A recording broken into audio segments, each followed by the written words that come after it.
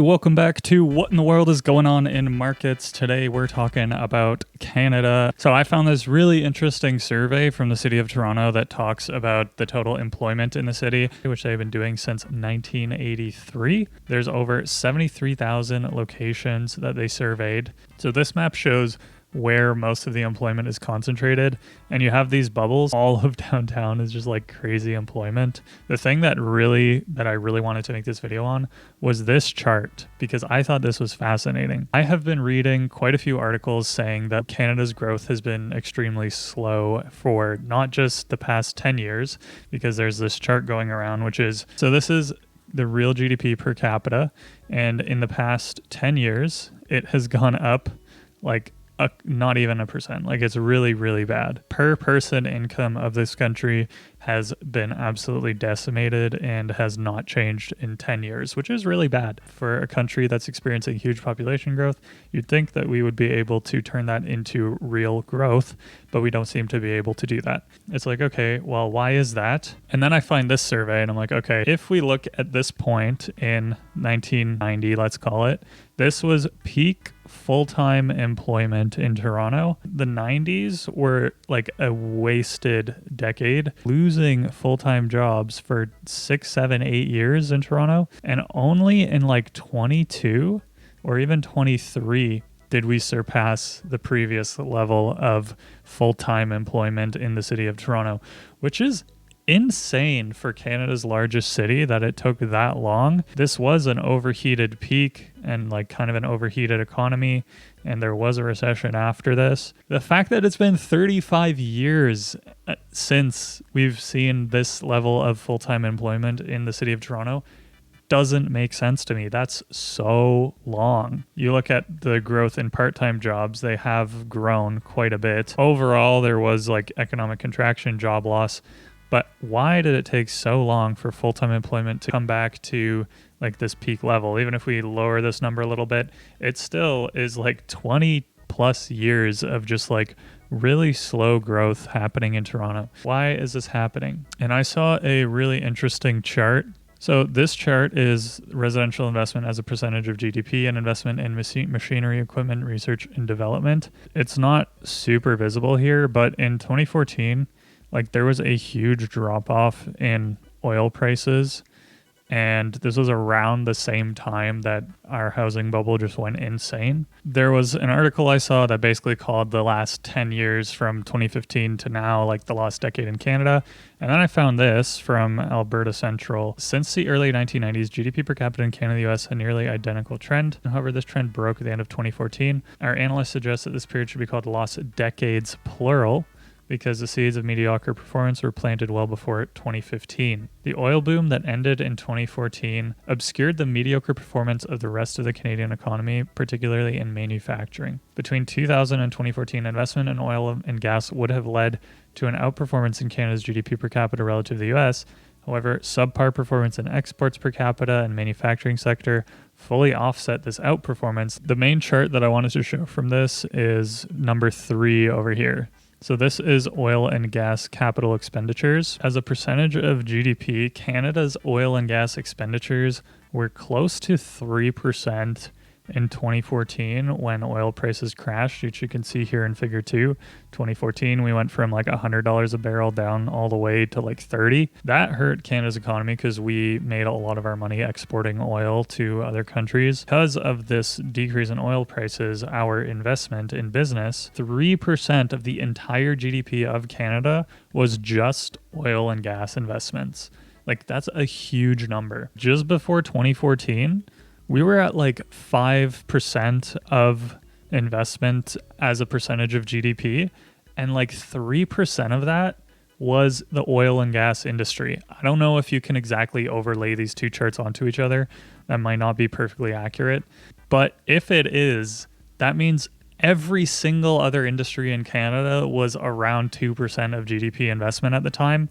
And then this number goes down a lot, goes down to about 1%, which is where we're at now. To say that Canada is a resource economy, I think is a little bit of an understatement because of how much business investment, plant, property, and equipment investment was in oil and gas in the resource economy.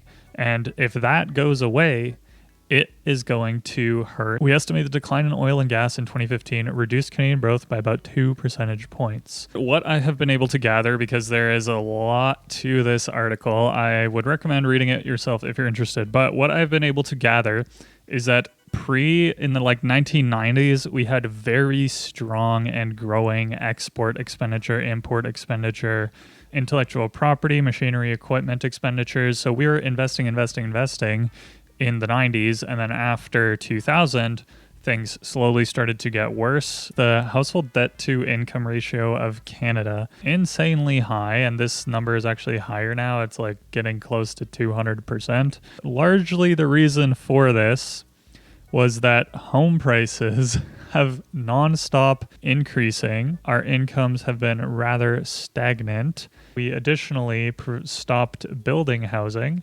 There was this huge boom here in 1970.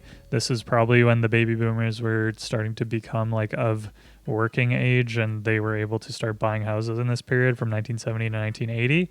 After that, construction fell quite a bit, and it hasn't reached the peak of construction that we saw in the 70s and 80s, but our population growth since then has basically doubled. We have not doubled the rate of housing construction, but we have doubled the rate of population growth. Basically stopped investing in industry, in intellectual property. We stopped being a creative nation.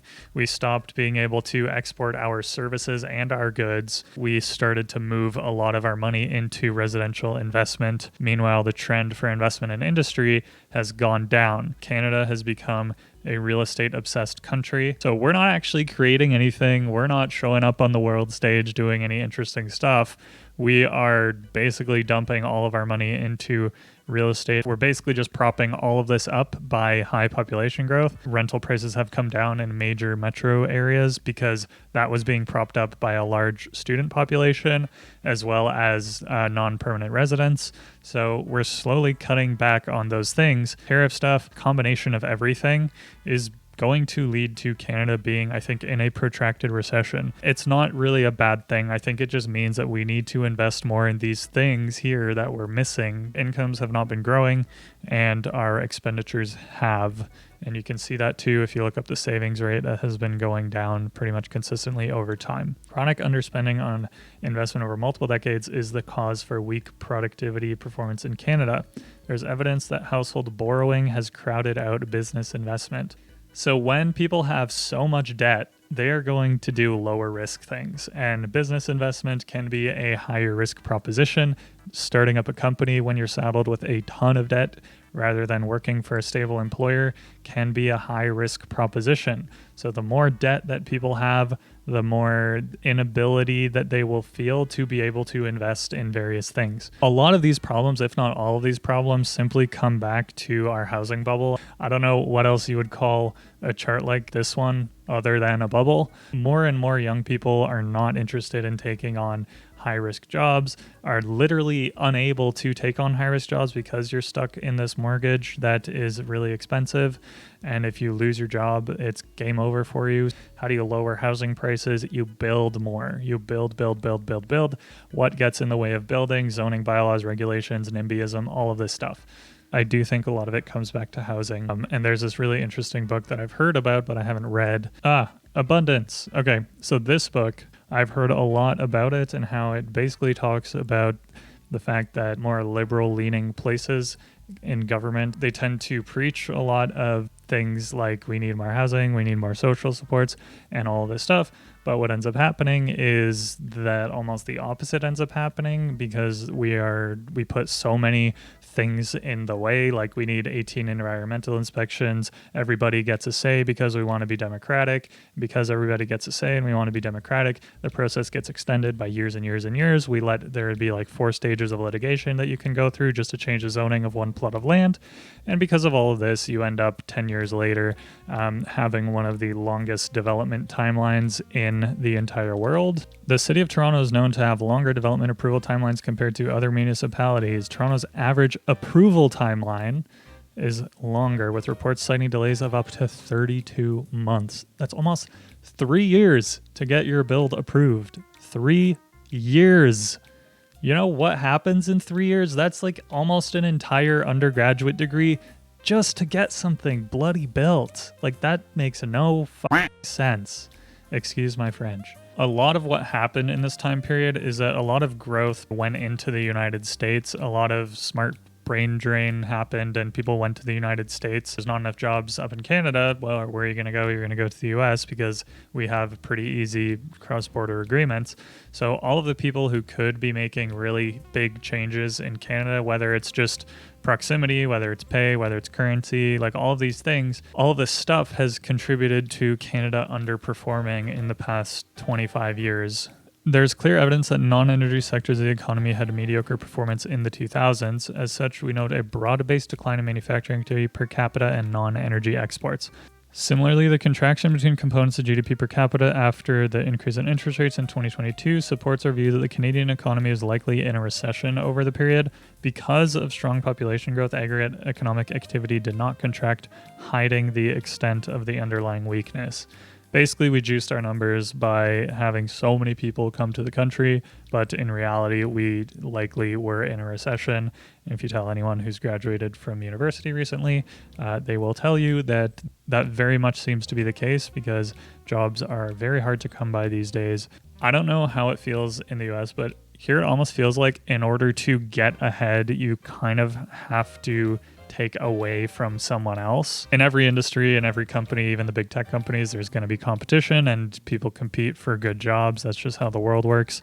But I mean, it really does feel like if I get this thing or if somebody else gets this thing that I want, that's it. Like, it's over. I cannot have that. There is a limited number of jobs. There is limited opportunity. And if you are not the one benefiting from that opportunity, SOL, like it's like there is no hope for you. If an opportunity comes up, like you really got to hold on to it with an iron grip here, because I think the sentiment is there's no hope that that opportunity might come again. There's no hope of getting something better. And I think that is really unfortunate that this is the situation that we're in now. On the upside, consumer spending, private fixed investment, and government spending were pushing GDP per capita to outperform that of the US. On the downside, constant underperformance in exports and imports, likely driven by strength in investment, was restraining GDP per capita in Canada. So after 2014, the sectors that were starting to outperform started to weaken. By 2019, all components except government spending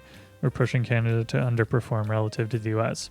Government spending is the only component that is preventing the relative level of GDP per capita from widening further. So we do have the government spending money, but they aren't really getting any results from the money that they're spending. What this is also doing is putting us into a deeper deficit. We are going into more debt as a nation and as individuals, and that is propping up our GDP, and eventually that debt is going to come back and we're going to have to pay it off, and that's going to bite us. If only oil prices had stayed higher, then we would have been okay. I don't like that thinking, because that basically just predicates that the entire economy of Canada was based on oil. And I think it should have been a discussion, and probably was a discussion back then, that we need to diversify. We need to get all these other industries in Canada. We need to be spending money. We need business investment in other industries that aren't just oil and gas. The rapid rise in commodity prices created a resource boom in Western Canada, led to rapid appreciation of Canadian dollar. A strong dollar, however, threatens to erode Canada's manufacturing sector, which greatly depends on exports. And this is from 2011. Luke, you were right. You were right, Luke. 2011, you predicted this. Strong dollar threatens to erode the manufacturing sector, which it did. And our exports are completely in the gutter. He perfectly predicted this. Current resource boom in Western Canada, rapid appreciation of the dollar, subsequent decline in the relative size of the manufacturing sector, mainly located in Ontario and Quebec. So this explains why it seems like there's no bloody manufacturing in Ontario and Quebec. There are like no bloody jobs here, and the employment rates are doo-doo, and our GDP sucks butt. If you look at Ontario, Quebec, like it's rough out here. Interesting too that the competition from China and other emerging nations has rendered businesses powerless to compete in world markets. I think this is largely true. And honestly, this like kind of what happened here in Canada with the decline in manufacturing and all this stuff. That's a lot of the complaints that are coming out of the White House are related to this and the fact that a lot of manufacturing has gone to China and in the future will likely go to India, who has an even larger population than China now. Anyway, all I'm seeing from this and what that stuff means to me is that Canada has to become like a higher value added country. We can't do low value added manufacturing anymore because we just cannot compete on the world stage of manufacturing in a global economy. And that's fine, but it means that we really do have to start investing in other types of industry, diversifying the economy. Honestly, maybe even like reducing the ability of people to go to the United States and like forcing them to stay here. I don't think that would play too well in politics, but normally the most serious impacts would be expected to occur in the future once the boom has run its course. In the short run, there would be merely a substitution of jobs from manufacturing to the booming resources and services sector. It's only in the longer run the loss of jobs and lower GDP growth. Bro, he predicted all of this, which would follow eventual unavoidable retrenchment of the resource boom, would be aggravated as an atrophied manufacturing sector would fail to fill the void left by the weakening resource sector. He predicted all of this. It's crazy. Long-term effects are a concern. Wow. The road's competitiveness in the manufacturing sector due to the appreciation of the exchange rate. Maybe the solution to that would be like tax the companies that are making a lot of money from the resource boom and then do transfers to industries that are likely going to suffer from the resource boom rather than putting all the money back to shareholders and appreciating assets and that sort of thing. While strong currency is a challenge to all exports, the rapid increase in natural resource prices gave a competitive advantage to resource exports relative to that of Canada's manufactured goods. In Canada, 90% of oil reserves are in Alberta, whereas 75% of manufacturing is central Quebec and Ontario. That explains so much about like the GDP disparity between the provinces now. In 2009, the manufacturing sector was 15% of total GDP and 84% of total exports in central Canada.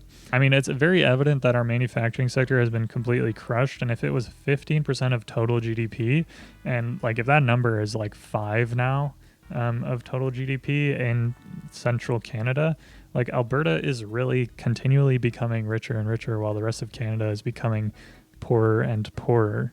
Canada's top 2 export products. So we had a big automotive industry, and from 2000 to 2009, it dropped by $20 billion in exports. There are various policy precedents for dealing with the Dutch disease, but Canada's unique geography jurisdictional context pose a particular challenge. Norway, for instance, uses oil revenues to pay its foreign debt and has established a petroleum fund which is mainly invested abroad, the Sovereign Wealth Fund of Norway. So what they're saying is that we needed a sovereign wealth fund when the oil prices were high, and because we didn't do that, we're screwed.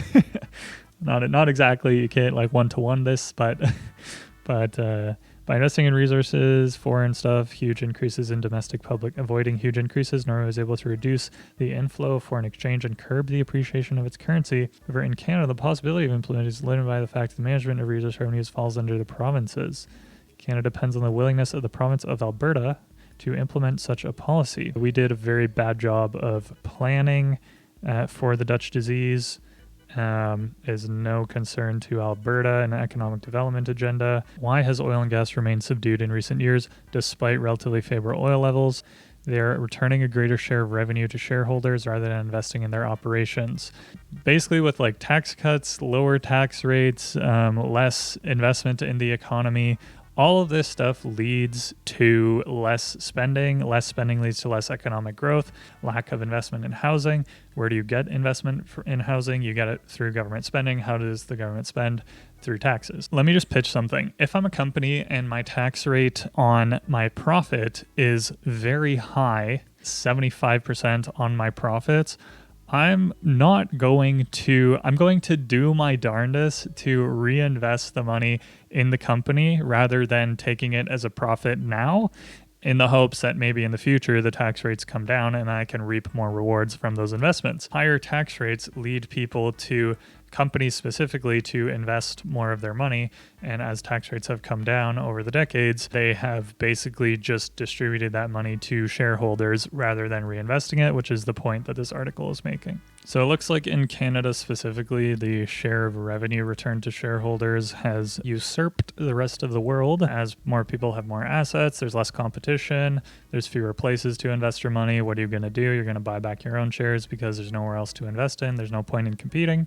And what does that do? That increases the value of my assets. Yay!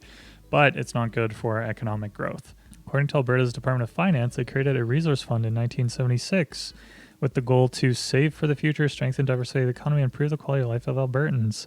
30% of the province's oil and gas revenues went to the fund, but it ceased in 1987. Currently, the province does not have a policy aimed at redirecting resource revenues towards foreign assets. Interesting. The province has increased spending on infrastructure and other programs. Spending has created a boom in the housing and services sector, putting pressure on consumer prices and wages.